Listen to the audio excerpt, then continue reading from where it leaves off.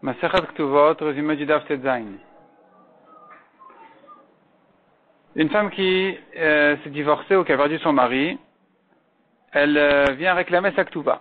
Elle vient réclamer sa Ktuva en disant elle était Betula, elle mérite 212. Et on lui dit, le mari ou les enfants de son mari qui est mort, ils lui disent non, tu n'étais pas Betula, tu ne mérites que 112 et pas 200. Si elle amène des témoins qu'elle était Betula, enfin les témoins vont dire que c'était un mariage d'une vierge. Il y avait le voile, elle est sortie comme une vierge avec la tête découverte, etc. Alors effectivement, elle prend 212 pour sa Ktuva.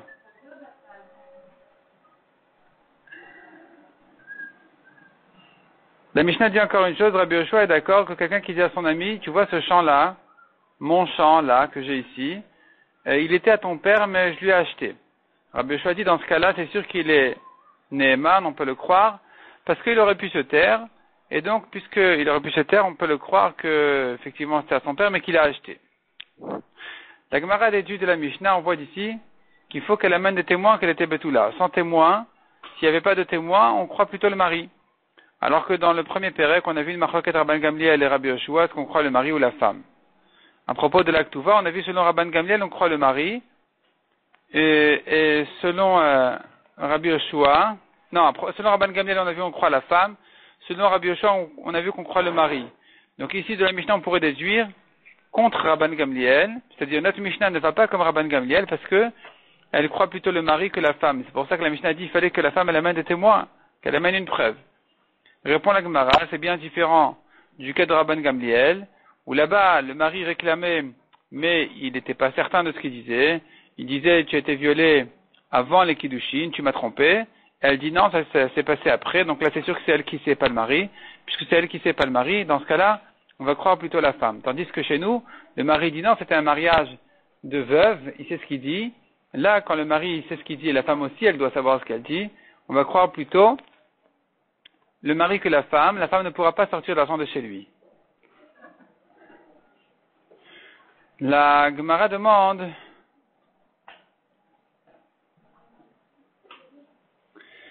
Rabbi Yoshua, on a vu dans la Mishnah, il est d'accord pour le cas de quelqu'un qui dit, ce champ-là, il était à ton père, mais je l'ai acheté. Rabbi Yoshua dira qu'effectivement, on peut le croire. De là, tu pourrais déduire que Rabban Gamliel aussi est venu, c'est-à-dire la Mishnah, elle a commencé par Rabban Gamliel qui est d'accord avec Rabbi Yoshua, que dans notre cas, nous, on va croire le mari, alors qu'en général, on croit la femme. C'est pour ça que la Mishnah termine par l'autre côté, où Rabbi Yoshua, il est d'accord avec Rabban Gamliel qu'on va elle croit la femme quand elle a enfin, on va croire pas la femme, on va croire celui qui dit ce champ-là, il était à ton père, je l'ai acheté. Donc, ici, c'est un migo, il aurait pu se taire, migo, ça veut dire, puisqu'il aurait pu dire mieux que ça, il aurait pu se taire ici, on va le croire. Donc, Rabbi Yoshua, il est d'accord dans ce cas-là, malgré qu'en général, Rabbi Yoshua n'est pas d'accord de croire un migo. Ici, il est d'accord de le croire. La Gemara dit, c'est pas la preuve que Rabban Gamliel sera d'accord avec le cas de la Recha, il se peut que Rabbi Yoshua se rapporte sur le Pérec d'avant. La Gemara fait toute une recherche sur quel cas Rabbi Yoshua se rapporte quand il dit je suis d'accord que dans ce cas-là du champ, le migo est valable. La Gemara passe toutes les dernières Mishnah du premier Pérec, de tous les cas où il y avait une dispute entre le mari et la femme. Dans quel cas, malgré le migo, Rabbi Yoshua ne croit pas la femme.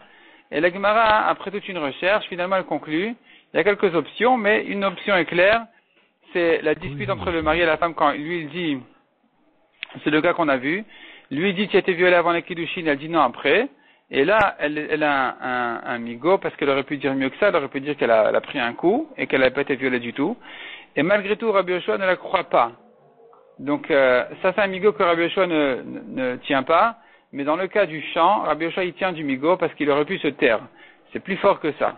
C'est pas là où la femme elle doit répondre, même si elle a un migo. Là, selon Rabbi Yoshua, c'est pas bon. Mais dans le cas où il aurait pu se taire complètement et tout se serait bien passé, dans ce cas-là, effectivement, on tient du migo. Rabbi Yoshua est d'accord qu'on tient du migo. La Gemara demande maintenant, sachant que la majorité des femmes, elles sont betulot au mariage, pourquoi est-ce que, s'il n'y a pas de témoin, on va pas la croire qu'elle était betula? Répond la Gemara parce que c'est vrai qu'il y a une majorité de betulot, mais en général, le mariage d'une betula se fait savoir. Or ici, puisqu'il n'y a pas vraiment de témoignage, on ne sait pas vraiment elle n'a pas vraiment réussi à prouver qu'elle était betula, donc là c'est un petit peu un inconvénient, ça remet un peu en question. Pourquoi on n'a pas entendu? Pourquoi elle n'a pas réussi à le prouver? Est-ce que c'est la preuve que c'était faux, qu'elle n'était pas betula? Et donc c'est pas évident ici, c'est pour ça qu'on ne va pas s'appuyer sur le Rov pour lui donner ces 212. La Gemara ensuite ramène donc la femme qui a ramené les preuves, les témoins, comme quoi elle était betula. Elle prend 212. La Gemara demande, mais elle risque de sortir sa ketouva dans un autre beddin pour reprendre les 212. Donc ici, elle amène des témoins qu'elle était betula. Ailleurs, elle va amener le papier de la ketouva et elle va re-encaisser une deuxième fois la ketouva. Répond la Gemara deux réponses. Premièrement, on peut dire que d'ici on a une preuve qu'on peut écrire un shovar, c'est-à-dire on va écrire le reçu. Le mari devra garder le reçu comme quoi il a payé sa ketouva et que sa femme reconnaît qu'elle a été payée. Et donc si maintenant la femme elle vient sortir sa ketouva elle-même, le mari pourra sortir son papier de preuve. Ça c'est une réponse. Deuxième réponse, si tu veux dire non, le mari dira non, je ne paye pas tant que la ketouva est chez elle. Alors il faudra dire qu'il s'agit ici d'un cas spécial où on n'a pas l'habitude d'écrire les ketuvot. C'est pour ça que il n'y a pas ici à craindre qu'elle va ressortir sa ketouva. La Gemara ramène ces deux réponses-là sur une braïta aussi, où là c'est moins évident de donner la réponse, de dire qu'il n'y avait pas de ketouva du tout. Là-bas, apparemment, il s'agit plutôt d'un cas où il y avait eu une ketouva, et que malgré tout, la femme, elle peut encaisser sa ketouva. Et là-bas, il faudrait dire soit que ça serait effectivement la preuve que le mari doit garder son papier de reçu, soit on dira là-bas que la ketouva était brûlée. C'est pour ça que la femme, elle peut prendre sa ketouva parce qu'on ne craint pas qu'elle va la ressortir. La Gemara continue et dit,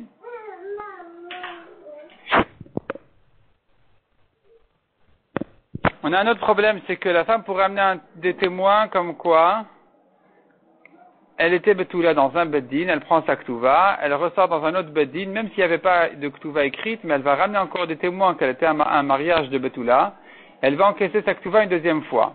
Là, répond la Gemara, là c'est vrai que c'est une preuve claire que le mari doit garder son papier de reçu, et ici il n'y a pas le choix, donc de toute façon, elle sera obligée d'écrire à son mari qu'elle a reçu l'argent de sa ketouva.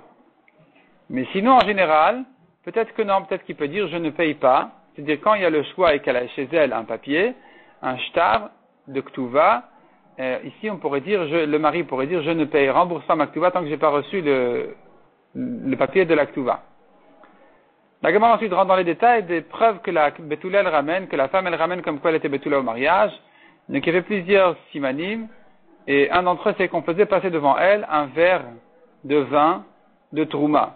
C'était un siman qu'elle est betula, parce que la trouma elle s'appelle Réchit, c'est le début des prélèvements, et puis la betula ici elle est au début de son mariage, c'est son premier mariage, ses premiers rapports.